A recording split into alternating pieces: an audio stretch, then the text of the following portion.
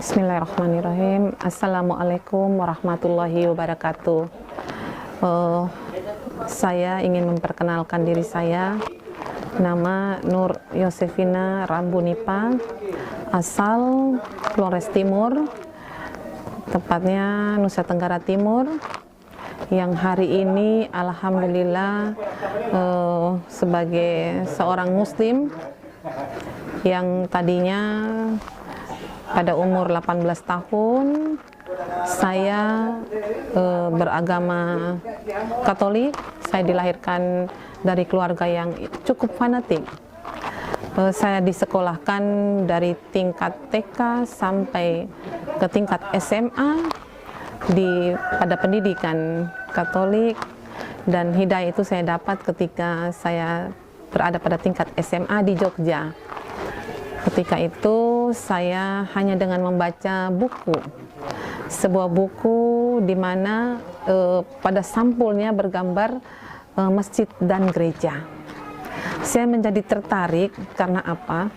Ketika saya berada di tingkat SMP, saya sempat bertanya dalam hati saya, kenapa Nabi Isa itu diakui sebagai Tuhan, sementara di dalam Injil sendiri menceritakan kisah saat berada di Taman Getsemani ketika Nabi Isa mau dibunuh.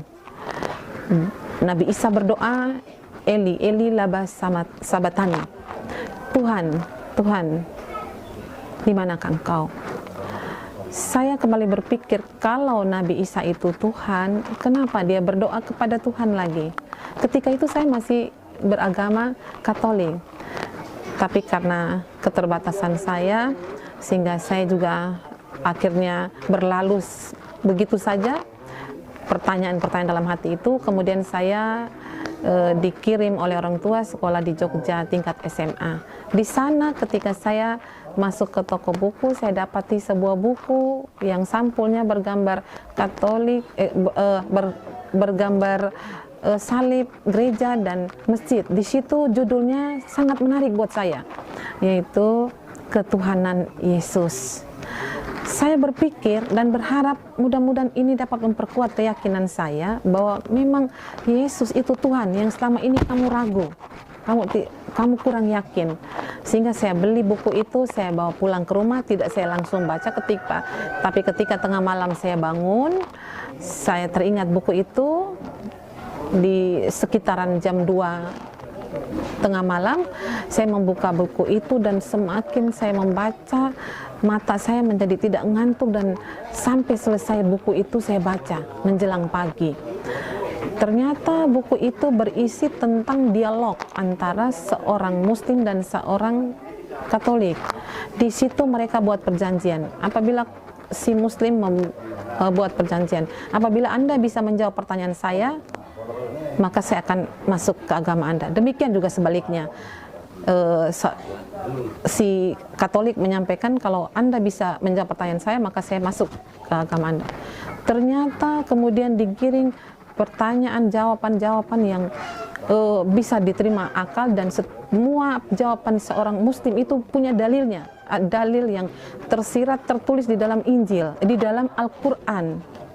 Sementara seorang Katolik ini tidak bisa menjawab, bahkan ayat-ayat yang disampaikan ketika itu ayat-ayat yang memang mendukung keyakinan bahwa memang Nabi Isa itu bukan Tuhan.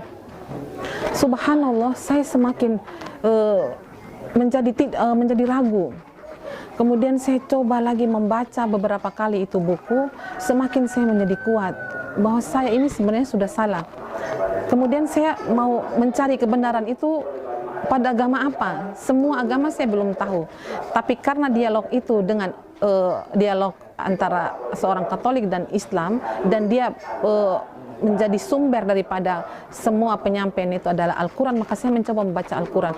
Di situ saya semakin kuat, semakin yakin bahwa sebenarnya agama yang benar adalah agama Islam.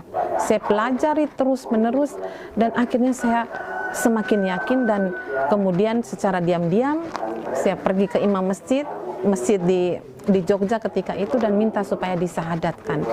Dalam tahap masuk Islam, saya punya cita-cita. Yang pertama bahwa saya kepengen membentuk majelis taklim nanti kalau saya pulang. Saya pengen hidupkan majelis taklim di semua masjid di Flores Timur.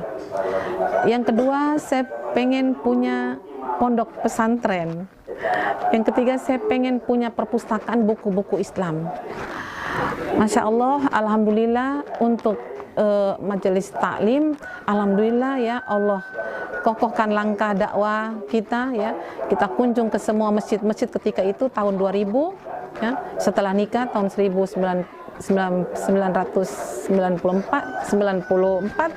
Kemudian tahun 2000 saya mulai turun dari masjid ke masjid bentuk majelis taklim. Ada yang sudah terbentuk tapi tidak aktif. Dan kemudian melakukan kegiatan sepanjang, ada kegiatan bulanan, ada kegiatan mingguan yang saya buat di tingkat kabupaten itu secara mingguan hampir setiap minggu 4 kali kegiatan. Itu tadabur, ada pengajian tali masturat, itu lebih dikhususkan tentang mujakara sunnah. Kemudian ada pengajian tablik akbar bulanan bergilir dari masjid ke masjid, dan itu program dari BKMT secara keseluruhan, tablik akbar secara keseluruhan. Tadabur dibuat pagi dan sore di hari Minggu pagi. Jadi satu minggu itu berjalan 4 kali pengajian rutin. Di samping ada permintaan dari rumah ke rumah untuk yasinan. Dan untuk lihat kegiatan keluar itu setiap minggu kita lakukan. Alhamdulillah keprihatinan kami selama ini bahwa kita umat Islam jauh daripada Al-Quran. Itu jelas.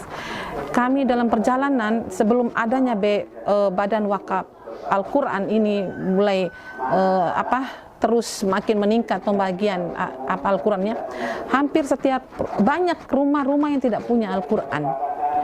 Jangankan di pelosok-pelosok, di kota saja ketika kami buat pengajian yasinan, ketika ditanya minta Al-Qurannya, di rumah itu tidak ada Al-Quran. Padahal rumah itu begitu mewah, kelengkapan rumahnya begitu mewah, tapi Al-Quran tidak punya. Ada juga yang kami dapati punya Al-Quran, tapi Al-Quran itu masih rapih, tidak pernah dijamah. Itulah mungkin beberapa tahun yang lalu ya, dengan Ustadz Hari Mukti pernah ke sini. Itu kami berdoa mudah-mudahan semakin diperbanyak ya sebaran daripada ini Al-Quran. Karena bagaimana kami mengajak orang untuk baca Al-Quran sementara dia tidak punya Al-Quran. Kami BKMT sendiri tidak punya sumber dana untuk melakukan kegiatan-kegiatan. Kegiatan itu kami lakukan dengan dana dari saku kami masing-masing begitu. Sehingga tapi alhamdulillah dengan adanya BWA ini kami merasa hampir banyak rumah-rumah orang Islam yang sudah punya Al-Quran. Tinggal sekarang kami kerja keras untuk bagaimana memotivasi, menyemangati semua jemaah itu untuk bisa membaca Al-Quran. Jadi untuk program-program pembelajaran bacaan Al-Quran, tapi kemudian kami tingkatkan lagi, alhamdulillah juga BWA kemudian bisa mendistribusikan Al-Quran yang dengan terjemahan. Kami rasa terbantu dan sangat terbantu. Mudah-mudahan ya dengan itu kami mudah untuk menyemangati kelompok majelis taklim di tingkat kecamatan maupun di tingkat permata untuk ada agenda khusus tadabbur Al-Quran. Dan memang kita akan merasakan bagaimana kalau kita sudah bisa membaca dan kemudian memahami.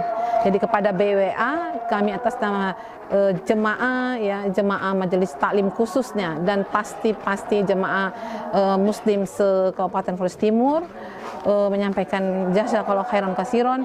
Mudah-mudahan amal jariah dari semua pihak yang telah mengadakan Al-Quran ini diterima oleh Allah Subhanahu wa Ta'ala, dan lebih daripada itu kami pun bisa kemudian manfaatkan semaksimal mungkin Al-Quran yang sudah dibagi. Demikian penjelasan kami, mungkin kurangnya lebihnya kami mohon maaf.